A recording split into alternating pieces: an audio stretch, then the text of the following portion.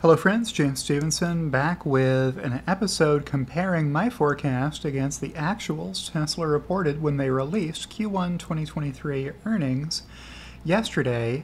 My forecast was wrong, as promised. I like to share every time I give you a forecast, or as often as I remember, that the first rule of forecasting is whatever you forecast, it will be wrong.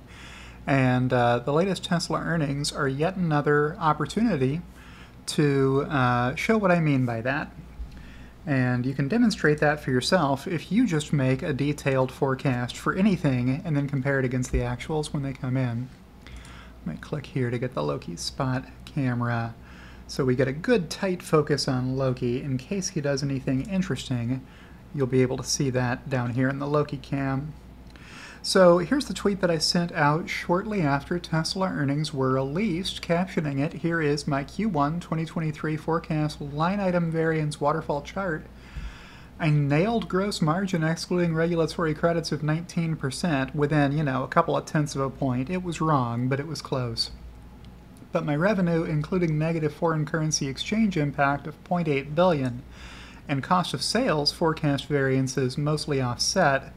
Variances for all other line items were less than 0.1 billion. What do I mean by that? Well, let's just run through them all one at a time. So I think that's actually fitting the screen okay. Let me cheat this side in just a little bit so you can see the actual non-GAAP earnings number Tesla reported was $2,931 million. Actual non-GAAP earnings. What had my forecast been? It had been $3,510 million over here. So what's a waterfall chart? Trying to get you oriented to this. Well, we're looking at bottom line earnings. So I've titled this Reconciliation from my final 2023 Q1 non-GAAP earnings forecast. So this is the forecast that I tweeted back on February the 19th.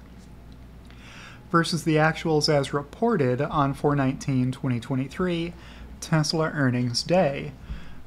So I've just got every income statement line item listed out between the two. So I've got my forecast over here, and I've got the actuals over here, and I'm reconciling the variance for every single line item shown on the income statement. So we've got negative 3.03 billion at the automotive sales revenue line. This is where that 0.8 billion worth of foreign currency impact on revenue hit. So it still would have been 2.2 billion off here. Tesla's revenue per automotive delivery, or automotive revenue per delivery number, was a lot lower than I had forecasted. So that's what's going on here. The offset to that, and the reason that Tesla earnings weren't negative, is that the automotive sales cost of sales was favorable, the opposite direction, right? So what this says is I planned both revenue and cost of sales per vehicle higher than they actually were. Both of those came in less than where I had forecast them. And the same thing is true for the other kinds of revenue. Automotive leasing, unfavorable on revenue 216, favorable on cost of sales 140. Energy, generation, and storage missed my revenue forecast by 249 million, but beat on cost of sales by 192 million because the volume was just less than I thought it would be on how much stuff Tesla Energy was going to produce during the quarter. Then services and other revenue missed by 144 million, but services and other cost of sales beat by 192 million. So they actually beat on gross margin dollar contribution versus my expectation. Okay, so that gets you down to the gross margin line right here. So that accounts for really all of it. If you look at this 3.5 and this 2.9, we're trying to explain a down of almost 0.6 billion.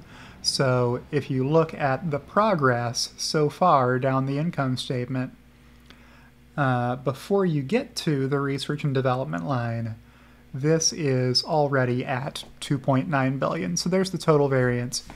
The rest of these variances offset, as I said in my comment. So research and development expense was not as bad as I forecast. So you see a favorable variance here of $68 million. My SG&A expense estimate was within $4 million. You can barely see that line. Research and or restructuring and other, which is another SG&A expense line, was zero as I forecasted. So that one doesn't count. When I say whatever you forecast, it will be wrong, I'm not talking about restructuring and other expense. It was exactly the same as I forecast it, but it's kind of cheating because most quarters this line is zero. It's only a different number if Tesla did layoffs or something similar to that and it had a negative impact. Here's the interest income line. So that was favorable, $32 million more interest income than I thought. The interest expense was unfavorable here, $9 million, so pretty close on that one. Other expense income net, this one's a really hard one to forecast. You never really know if it's going to be a positive number or a negative number, and I guessed wrong on it. So that's off by $81 million to the unfavorable side. It's a gray block instead of a blue block. Then we've got the, and it's in brackets, which tells you it's a negative number, negative impact on earnings. Then we've got $41 million here for provision for income tax. Favorable, meaning Tesla's income tax expense is $41 million less than I thought it would be so far this year. Then net income attributable to non-controlling interest, we got a little $15 million unfavorable variance there. And stock-based compensation I call out separately. I got that within about $10 million. So that's pretty close. And dilutive convertible debt was zero. Most quarters it is zero. So again, kind of like the restructuring and other line. It's cheating to say that you got that right if it was zero against your forecast of zero, because most quarters it is zero. So yeah, is Tesla bankrupt? Bankrupt? No, Tesla is not bankrupt. Tesla made $2,931,000,000 worth of non-GAAP earnings in Q1 of 2023. So not quite as much as the earnings I expected. But hey, these are tough times. We've had cut prices quite a lot, Tesla has, over the past 3 months.